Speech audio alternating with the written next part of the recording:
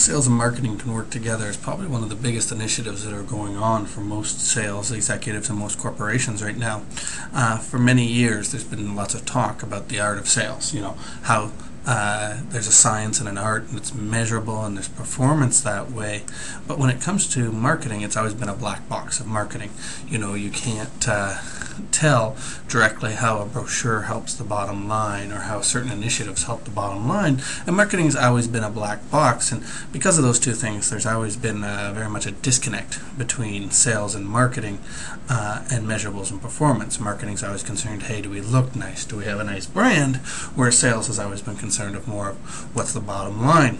And hence there's been the problem. The disconnect between the two and the communication between the two has been a real problem. And one of the things when you look at forecasted sales, 20% of all forecasted opportunities end in no decision.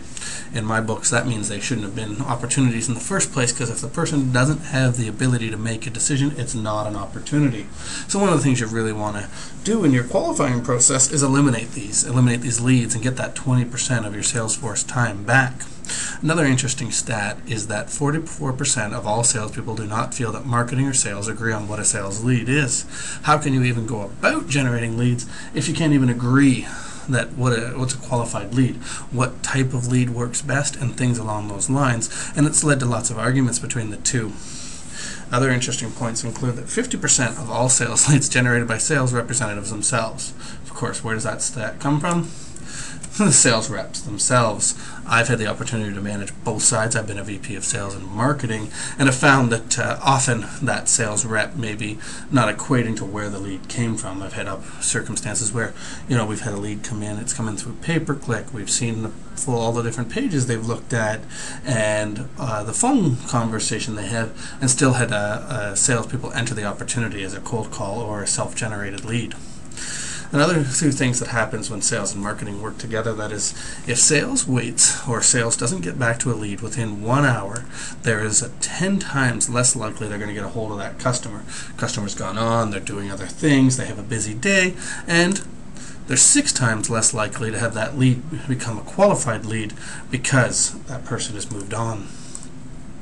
Other interesting stats include the odds of reaching a lead drops 100 times if called 30 minutes versus 5 minutes after that lead, meaning that first 5 minutes is crucial, and the connect between sales and marketing has to provide that 100 times. That's insane amounts of lost leads just by not getting back to them within that first 30 minutes. Another interesting fact is that the odds of actually qualifying that lead drop 21 times if called after 30 minutes. So really not worth the effort if you're going to not do it in that first 30 minutes. So how do you go about this? You know, what is the solution? How can sales and marketing work together? Well, fortunately I have a wife, she is a doctor, and I look at the way they go through their diagnostic process, and actually their diagnostic process is very similar to how a sales call would go, and you really have to assess where everything is at.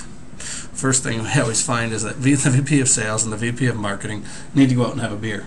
The two of them need to sit down, they need to gain a unified definition of what's a qualified lead, what's the best response strategy, what's the best nurturing strategy, and how they can support each other to achieve their goals. Why this has changed so much is that the customer buying process has changed. In the past, you know, sales would do cold calling, they'd reach out, and they'd have to develop, you know, brand reputation combined with need and want and desire, and get a whole issue in there. Where now, with the sales process the way it is these days, you know, they aren't reaching those early stages, and marketing needs to fill that gap, and currently there's a massive gap between the two. Most people, when they go to do a business-to-business sales, are going to Google. 83% of all B2B decision makers start at Google. If you're waiting to get a hold of them until after they've been at Google, they're already probably talking to you and 5 of your competitors, and then you've become a commodity buy. But how do you get a hold of them, how do you nurture them, and how do you get there is an interesting question, because usually 3% of traffic that comes to your website from Google converts to a lead.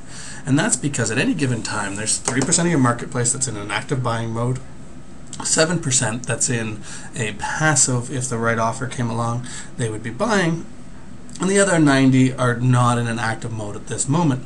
And so many websites are geared towards converting the active buyer, only that person at that time, but not generating or converting the early stage buyer. And so they haven't addressed this huge gap that exists. The problem with that is that studies show that 70% of qualified leads that hit your website will buy from you or your competitors within 12 months. So if you're only converting 3% of them, what's happening to the rest? Well, quite obviously, they're ending up at your competitors. You need to convert them in the early stages of their buying process. But why is there such a disconnect? Well, it's pretty simple, and most salespeople would be able to tell you this anyways. If I'm in an early stage and I start pitching a close, there is that disconnect, and the person's going to click back and go elsewhere. Any salesperson knows it. They've done sales call in their life. If they just get, as soon as they start talking to someone, if they start pitching, buy us, buy us, buy us, the response is pretty simple. They are going to click back and leave. Well, that's what your website is doing. Your website is saying buy us, buy us, buy us, and people are in the early stages, and they're not ready to buy at that exact moment, so hence the disconnect and the mismatch. You know, this cartoon kind of reminds me when I first met my wife. I think this is what I did. I did a lot of blah, blah, blah, talk about me, talk about me, talk about me, and it really changed. Now it's more that listening, find out what's going on, and do a consultative. And marketing needs to learn that from sales. How can marketing learn that? Well, they can map their marketing initiatives to the different stages. You know, you can run early, convert people early with webinars, blogs, industry sites, social media, gain engagement with them in the early stages of their buying process, and then nurture them along with next stage analysis, advertising, promotions, podcasts, case studies, and bring them right through the buying process that many salespeople go through. The way that most companies would do this with is first, you write articles or posts or content or that'll develop urgency and education that'll gain their interest, get their peak. Then you can share content that they have to share their information with you for around your expertise and the evidence, and tell your story to them after you have their email and their credentials. You can communicate with them, and once they hit that buying stage, you can share those success cases and future initiatives and things that are going along those lines. But marketing needs to think about their process in the same terms that sales deals with the customer in the customer buying process. So you say, well, great, how do we go about this? How do we get that content out there?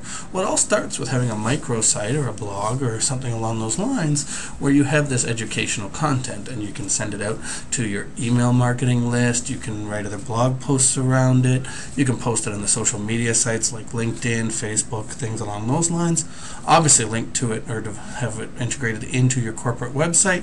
And when they come to that page, how then will you give them a value add opt-in offer where they'll share their information with you, and then they can enter into a lead nurture track where, just like in sales, you're moving them through the process. They opt into your database, you set up a nurture track that moves them through their buying process. If they become an active buyer, you can monitor using marketing automation their sales activities and pass them on to sales, or you can put them back through the nurture tracks until they become an active buyer. By doing this, you are now developing a connected customer where your early stage marketing maps to where the customer is in his buying process. The big lesson here is stop interrupting. Any salesperson can tell you it. If you just get out the megaphone and blast, blast, blast, blast, blast, it's pointless. What you need to do is start using the marketing automation and other tools that are out there to start listening. Any good salesperson will tell you the best skill they have is listening to what their client needs. Well, with marketing automation, other tools like that, you can listen by their behavior, by their activities, and get that insight that any good salesman will tell you that's needed. Other aspects that come into that is, instead of just getting a lead like you do now, where it's a name and an email and maybe a little text, you can use different tools to convert them from being a faceless person with no information into someone who's got a name and a background. You can see what pages they were looking at. You can find them on LinkedIn. You can do a whole history on them and be prepared to speak to them very succinctly when you get on the phone. I want to thank you for joining us today. I've had a great time, and thank you for attending.